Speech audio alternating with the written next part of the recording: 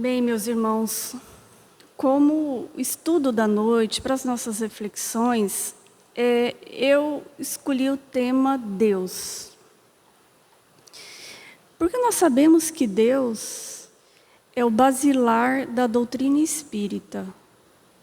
Sem a existência de um Criador, sem a existência de um Criador que organizasse o universo com leis que nós conhecemos, leis perfeitas de causa e efeito, que nos amasse, que nos desse a oportunidade bendita da reencarnação, nós seríamos muito vazios. O basilar da doutrina espírita é a existência de um Deus. Contudo, nos foi revelado, nos foi ensinado uma concepção de Deus diferente de algumas religiões ditas tradicionais. E justamente essas reflexões é que nós vamos fazer hoje. Vamos conhecer um pouco mais do que os espíritos benfeitores, superiores, nos ensinam sobre Deus. A primeira pergunta do Livro dos Espíritos é justamente essa: que é Deus? Kardec indaga aos espíritos superiores que é Deus. E percebam que ele não pergunta quem é Deus, ele pergunta que é Deus. Então, logo de início, nós já percebemos aqui que Deus não é uma entidade, não é um ser, como muitas vezes nós temos trabalhado isso na nossa mente. A gente sempre imagina Deus como um homem, um velhinho, outras vezes ele é retratado em filmes, dessa forma, ou com uma mulher, mas sempre com uma característica humana, como uma forma humana. A doutrina espírita, ela veio desmistificar isso. Veio nos passar um conhecimento, uma revelação, para que a gente consiga compreender melhor o que vem a ser Deus. E os espíritos nos respondem: Deus é a inteligência suprema. Ou seja, não existe mais nada que seja mais sábio, mais inteligente do que Deus. E é a causa primária ou primeira de todas as coisas. Então, Deus existe desde sempre. E foi Deus que gerou, que trabalhou, que construiu o que nós somos hoje, o nosso universo, aquilo que nós conseguimos enxergar, aquilo que nós ainda não conseguimos enxergar, mas um dia o compreenderemos. Então, segundo a revelação espírita, Deus é a inteligência suprema do universo. A causa primária de todas as coisas. É eterno, é infinito, é imutável e é imaterial, único, onipotente, soberanamente justo e bom. A sua existência se evidencia pelas suas obras, a criação e a providência divina, e pelo instinto que trazemos em nosso íntimo. Porque todos nós trazemos no nosso íntimo aquele sentimento de querer entender quem nos criou, por que eu fui feito, de onde eu vim, por que eu fui criado. É como se fosse uma sementinha que foi colocada no nosso íntimo. Então, a maioria de nós busca esse esclarecimento, busca Deus, busca um sentido da vida, busca um auxílio, uma compreensão, se sentir amado. Esse é o desejo que nós trazemos de conhecer a Deus, de ficarmos mais próximos a Deus. Então, esse sentimento que nós sabemos da existência de uma inteligência suprema, de algo mais forte, mais poderoso, eterno, amoroso que nos criou, nós carregamos no nosso íntimo. independentemente de onde nós moramos no planeta Terra. Tanto é que existem várias religiões, seitas. E quando nós nos afastamos muito desses conceitos, desse sentimento, dessa busca por Deus, a gente adoece. É quando nós nos afastamos desse Criador, quando nós negamos a existência desse Criador, a gente acaba por adoecer, porque falta alguma coisa no nosso íntimo. É um vazio, é uma busca. E aí nós temos a pergunta 10 do Livro dos Espíritos. Pode o homem compreender a natureza íntima de Deus? A gente consegue compreender o que é Deus? Os Espíritos nos respondem, não, falta-lhe para isso o sentido. Então, nós não conhecemos as minúcias, o íntimo de Deus. Por quê? Porque nos falta ainda sentido, conhecimento. E muitas vezes a gente se pergunta, né? Mas as religiões às quais eu passei, elas tentam nos explicar, a própria doutrina espírita tenta nos dar um norte. Por que nós não conhecemos? Porque ainda não nos falta maturidade espiritual, nos falta desenvolvimento intelectual para isso. Basta a gente ver que, ao longo da história, os primeiros habitantes do planeta Terra, lá a fase, digamos assim, mais selvagem do ser humano, começou a compreender a existência de Deus quando eles viam alguma manifestação da natureza. Então, eles viam o vulcão entrando em erupção, eles achavam que ali era a ira de Deus. Ou quando eles viam um eclipse, eles já achavam que aquilo ali era obra de Deus. Com o passar do tempo, com o desenvolvimento intelectual, isso foi modificando. Aí, já lá no período arcaico, lá da África, né, quando existiam as pirâmides, o Egito, já se criou, o homem já conseguiu compreender que não era um evento da natureza, mas entendia que era uma personalidade. E eles personificaram Deus em figuras. Então, eram vários deuses, né? Eles eram politeístas. Então, eles acreditavam que existia uma deusa da agricultura, uma deusa da guerra, o Deus que era o chefe dos outros deuses. Era uma cultura politeísta. Então, eles acreditavam na existência de vários deuses. E aí o ser humano desenvolveu, e aí foi se consagrado o monoteísmo, que é a crença no único Deus. E isso foi desenvolvido pelo quê? Pelo povo hebreu, que foi uma preparação para a vinda de Jesus. E quando Jesus veio, ele nos mostrou um outro Deus. Um Deus Pai, um Deus amoroso, que não foi muito aceito pelas pessoas, pelos dirigentes religiosos da época. Mas isso demonstra o quê? Que a compreensão de Deus, ela vai caminhar junto com o nosso desenvolvimento moral, intelectual. É por isso que hoje nós ainda não temos condições de compreender a intimidade de Deus. Jesus, por ser um ser muito superior a nós, muito mais desenvolvido a nós, ele conhecia intimamente Deus. Ele dizia, Deus está em mim como eu estou nele. Ele era íntimo, ele sabia a essência de Deus. Nós ainda não temos. A doutrina espírita veio com a revelação e nos trouxe que Deus é uma inteligência. Então, não é uma figura humana. Não é aquele ser que possui características humanas, que muitas vezes nós atribuímos a ele.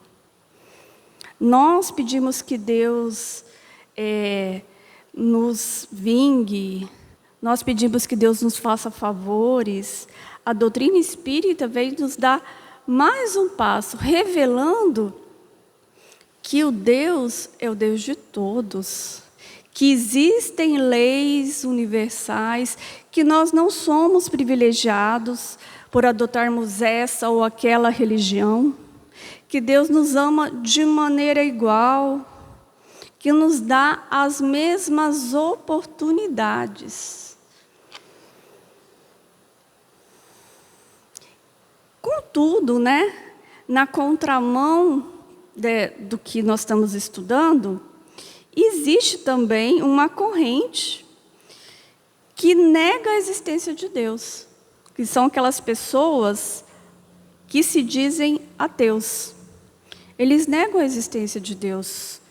Normalmente isso acontece quando não se compreende a natureza divina, como nós acabamos de ver.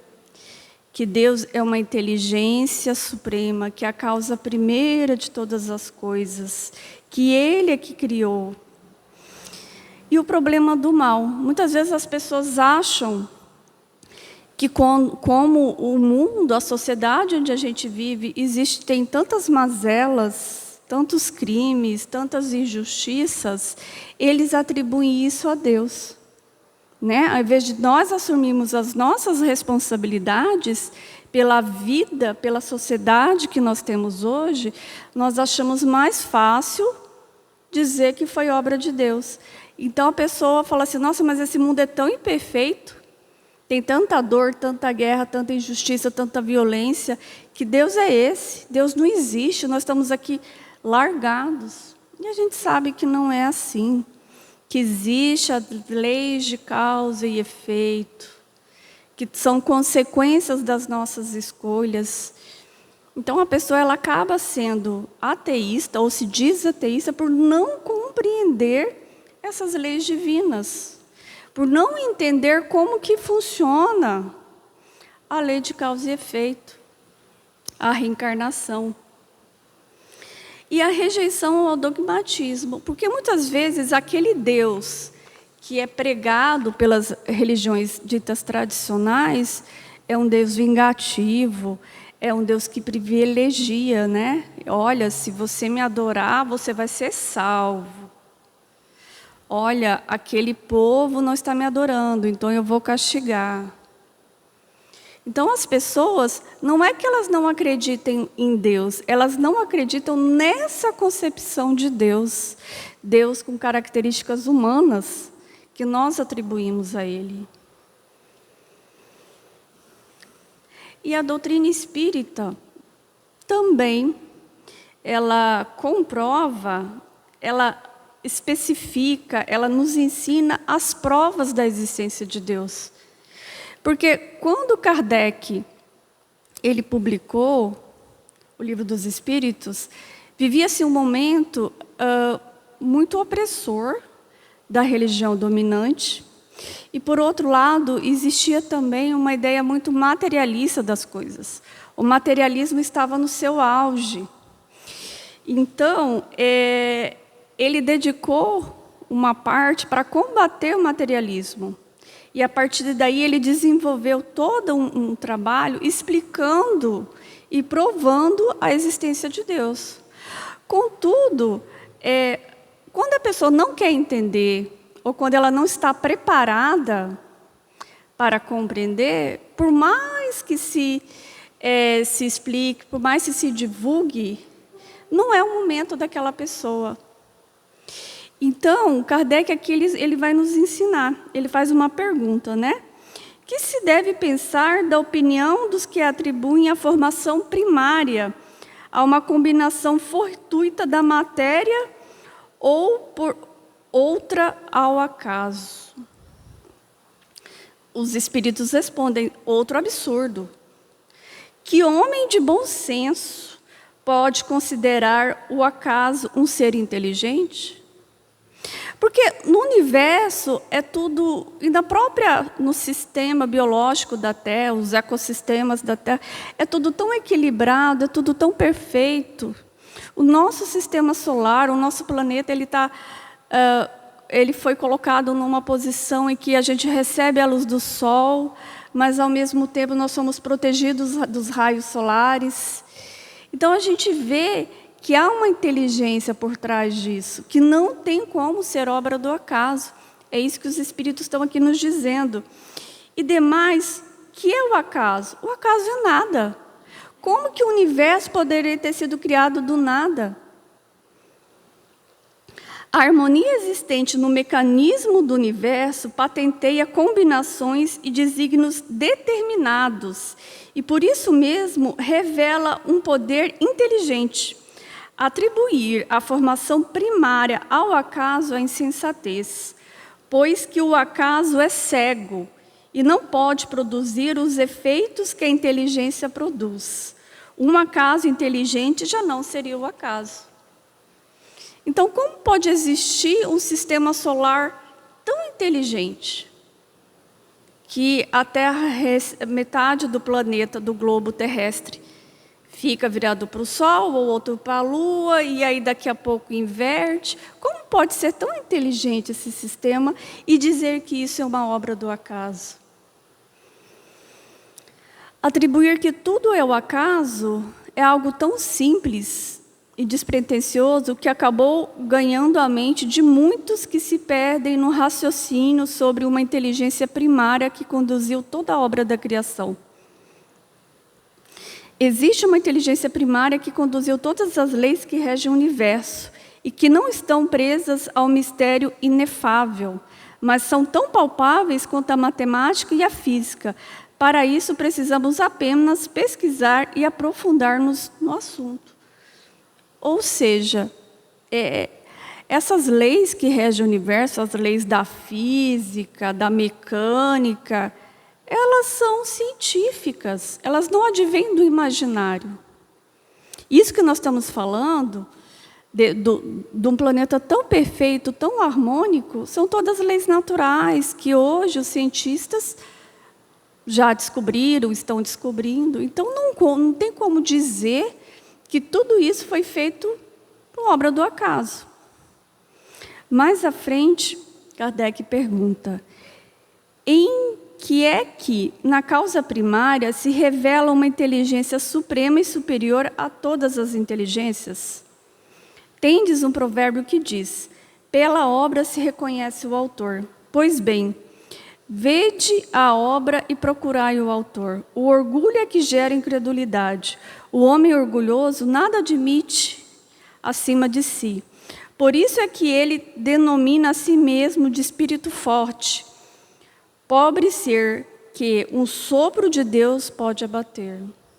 Então a gente reconhece Deus pelas obras. Basta nós olharmos o nosso planeta. Basta nós olharmos um dia estrelado, para a gente contemplar a beleza. Como isso pode ser obra do acaso?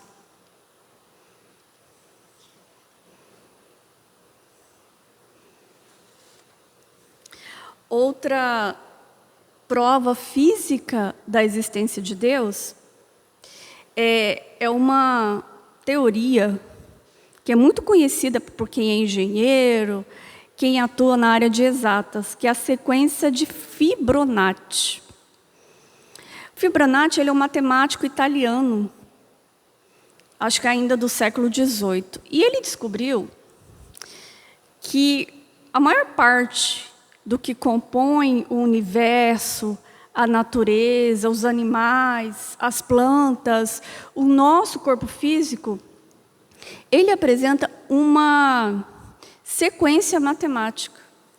E essa sequência matemática, ela forma ângulos perfeitos do qual a gente consegue desenhar, consegue identificar todas as formas que são conhecidas no planeta. Então, no nosso corpo se consegue identificar isso.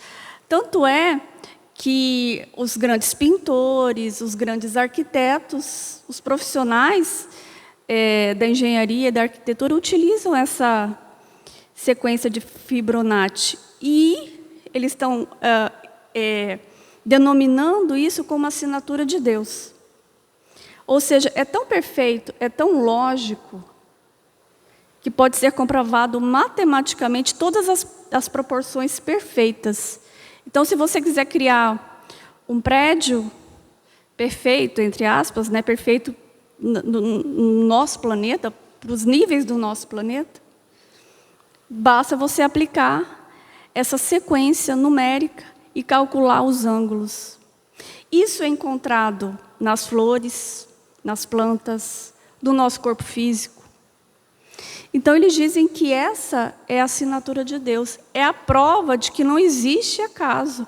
Ao contrário, é uma sequência numérica, complexa, que quem estuda consegue identificar.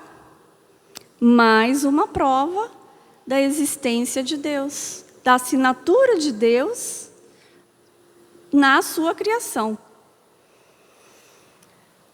Outro ponto que nós devemos mencionar é a questão da tradição cristã, que convencionou chamar de Santíssima Trindade, né? A maioria das religiões ditas cristãs acreditam em Deus Pai, Deus Filho e Deus Espírito Santo. Nós, da doutrina espírita, contestamos essa ideia, a ideia da divisão de Deus. Na Trindade Divina, a doutrina espírita contesta a ideia da divisão de Deus. Na Trindade Divina, apoiando-se nas próprias palavras que os evangelhos atribuem a Jesus, pelas quais, repetidas vezes, Cristo distingue claramente a si mesmo, o seu Pai, e assim também o Espírito Santo. E aqui eu trouxe umas duas passagens que Jesus explica isso para nós. Ele diz o seguinte, isso está em São João, capítulo 8, versículo 28 e 29. Quando tiverdes levantado o Filho do Homem, então conhecereis quem sou, e que nada faço de mim mesmo, mas falo do modo como o meu Pai me ensinou. Aquele que me enviou está comigo, ele não me deixou sozinho, porque faço sempre o que é do seu agrado. E ele também reconhece a inferioridade em relação a Deus. Jesus diz, o Pai é maior que eu. Então, se ele é maior, se Jesus reconhece que Deus é superior a ele, então ele não é a mesma coisa de Deus. Ele não é Deus. Fica patente que Jesus não é Deus também na prece do Cristo às vésperas de seu sacrifício, em que diz, Pai, se for possível, afasta de mim esse cálice, mas seja feita a tua vontade e não a minha vontade. Ou seja, existem vontades diferentes.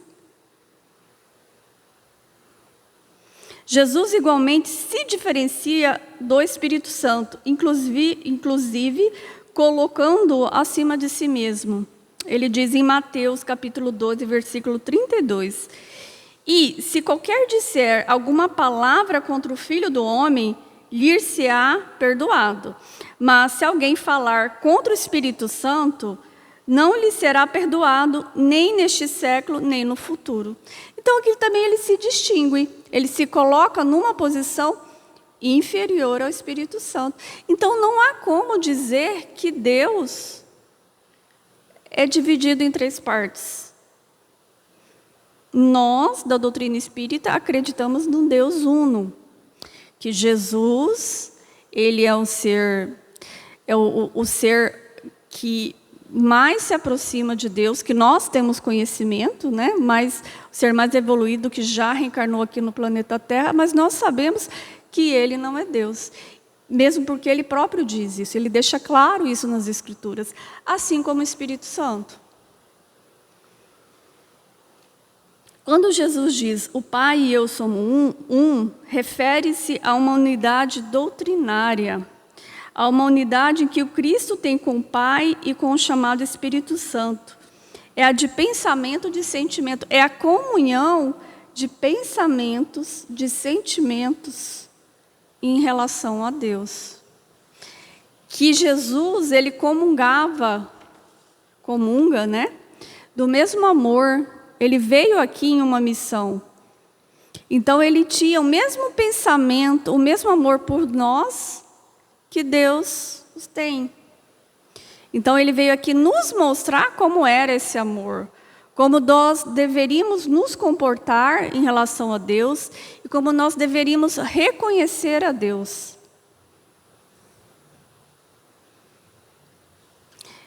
E uma outra informação que nós devemos ter muito cuidado, nós espíritas, é a questão de identificar em Deus características humanas. Nós fomos, ao longo do tempo, tão condicionados a isso, que nós achamos que realmente Deus é nosso. Nós somos feitos, né? A imagem e semelhança de Deus, é o que diz a Gênese. Contudo, Kardec nos ensina que essa igualdade, essa forma, ela não se refere aos nossos sentimentos e nem tampouco à nossa aparência física. Na Gênese, no capítulo 2, Kardec ele vai dizer isso para nós. São ridículas essas imagens em que Deus é representado pela figura de um ancião de longas barbas e envolto no manto. Tem o conveniente de rebaixar o ente supremo até as mesquinhas proporções da humanidade.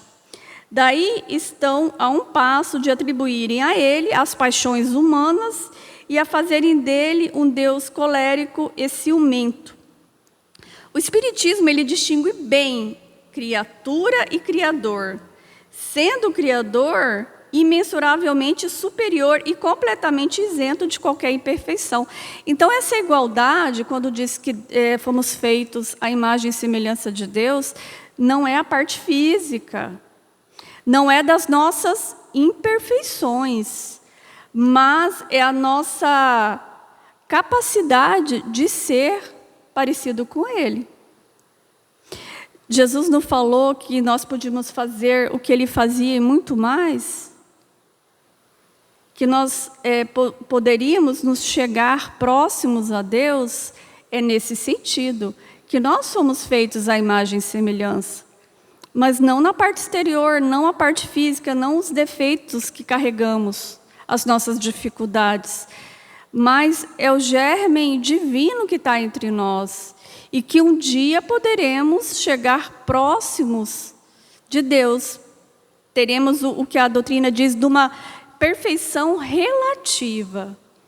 Porque se Deus é soberanamente justo, bom, e Ele é a inteligência suprema e a causa primária, então nós nunca o seremos igual, mas chegaremos a ter uma perfeição relativa. Aos poucos recursos do homem não lhe permite compreender a natureza íntima de Deus. Na infância da humanidade, o homem o confunde muitas vezes com a criatura, da qual lhe atribui as imperfeições. Mas à medida que o senso moral se desenvolve, seu pensamento penetra melhor no interior das coisas, então faz uma ideia mais justa da divindade, e ainda que sempre incompleta, mas conforme a sã razão. Então, nós nunca teremos, nessa encarnação, condições de compreender toda a magnitude de Deus. Contudo, a doutrina espírita nos ensina, nos dá um passo a mais. Com certeza, daqui a 300 anos, daqui a umas 10 encarnações, o nosso sentimento, a nossa compreensão do que vem a ser Deus, ela vai ser muito diferente do que somos hoje. Bem, e para finalizar, nós tínhamos mais coisas, mas o nosso tempo é curto, e falar de Deus não é uma coisa rápida nem simples, né? Eu trouxe um texto do Chico, né? Psicografia do Chico Xavier pelo Espírito Meimei. Está lá no livro Pai Nosso, intitulado Existência de Deus.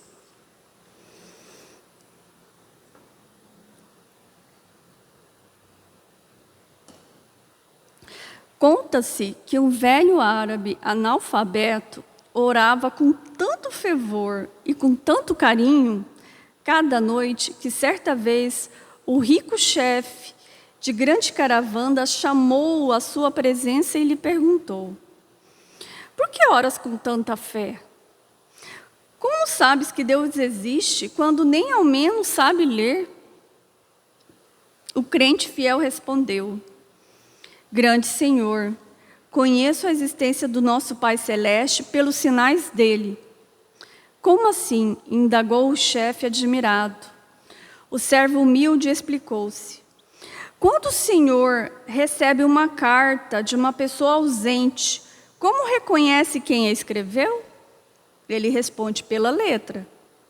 Quando o Senhor recebe uma joia, como é que se informa quanto ao autor dela? Pela marca do ourives. O empregado sorriu e acrescentou: quando houve passos de animais ao redor da tenda, como sabe depois se foi um carneiro, um cavalo ou um boi? Pelos rastros, respondeu o chefe surpreendido. Então, o velho crente convidou para fora da barraca e, mostrando-lhe o céu onde a lua brilhava, cercada por uma multidão de estrelas, exclamou respeitosamente: Senhor, aqueles sinais lá em cima não podem ser dos homens.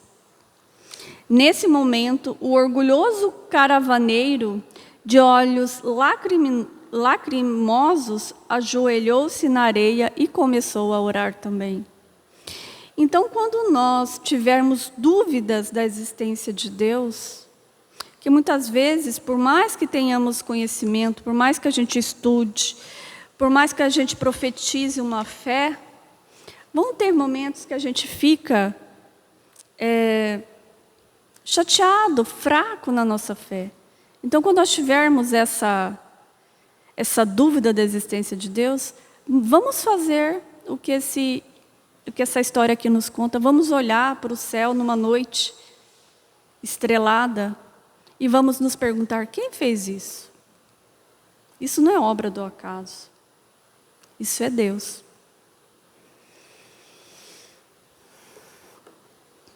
Então vamos fazer as nossas orações em agradecimento. Deus, nosso Criador, nos curvamos perante a sua obra perfeita, maravilhosa, amorosa, gentil. Te agradecemos pela nossa vida, pelas nossas oportunidades, por tudo aquilo que recebemos para o nosso bem, para a nossa evolução moral, espiritual. Que o Senhor tenha compaixão de nós e nos ajude, através de emissários de luz, através de irmãos de jornadas, para que possamos concluir o nosso caminhar aqui na terra e retornar à sua casa, mais fortalecidos na nossa fé, mais esperançosos, com mais força, ânimo e coragem, para concluir tudo aquilo que necessitamos e evoluir espiritualmente.